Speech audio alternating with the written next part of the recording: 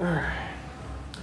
Richard Martin, Eagle Sports Network, joined by Coach Mike Mincey. Following the Eagles lost to Limestone today. Coach Mincey, I feel like we've said this all the time. Teams that kind of have struggles and going through the game, they find their stroke kind of against the Eagles. Third quarter was the struggle for Limestone, and today they outshot the Eagles in the third quarter and started finding their stroke in the second quarter. What did you see from the Saints today that kind of just really off rhythm? Yeah, they just brought a good game today. One of the things we talked about in the locker room is, statistically, what the opponents that we're playing, what they're doing against other people. They're coming in having field days against us from an offensive perspective. And, when we come back after Christmas break, we'll have to fix some things defensively if we want to have a chance to win. Another double-double for Addison Bertho today. She started off high, kind of cooled down a little bit, but was able to finish up strong with 14 points and 10 rebounds. What's she done recently, just kind of kick it to another gear after a slow start to the season? Well, she's been more aggressive offensively, which we need her to do. And then, of course, we talked about this after the last game. Her ability to rebound is based off her, she's a really good jumper, a really good leaper. And when she goes up and crashes, she does it with two hands so she can secure the rebound. But most importantly, you got a sticky nose in there.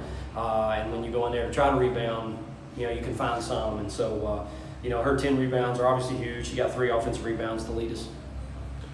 Finally, Kalisha Hill, the freshman from Saluda for Limestone, 19 points. And also, she kind of had locked down Lindsay Taylor. Taylor didn't score her first bucket to the fourth quarter. Yeah.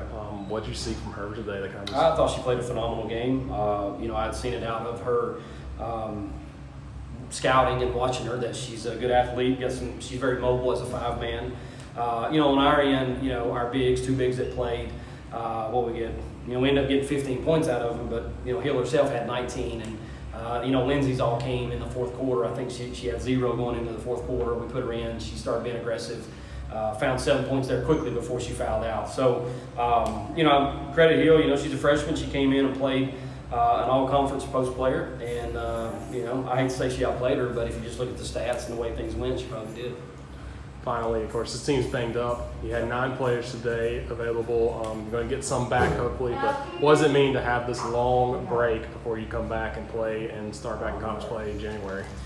Yeah, would that have been changed things today? I don't have any idea. But we're not going to make excuses for it. That's part of basketball. Sometimes you got to go through games and not have all of your players.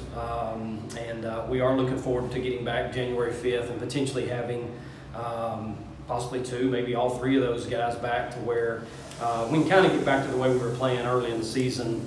Clearly, I wanted to continue to try to play that way even today, but sometimes from a speed perspective and then from a conditioning perspective, foul perspective, whatever, we had to get out of the press early, couldn't stay in it, and so, we're kind of looking forward to having enough players that we can potentially get back to that. Coach Mincey, thank you for your time, and good luck the rest of the season. Thank you. Appreciate it. Okay.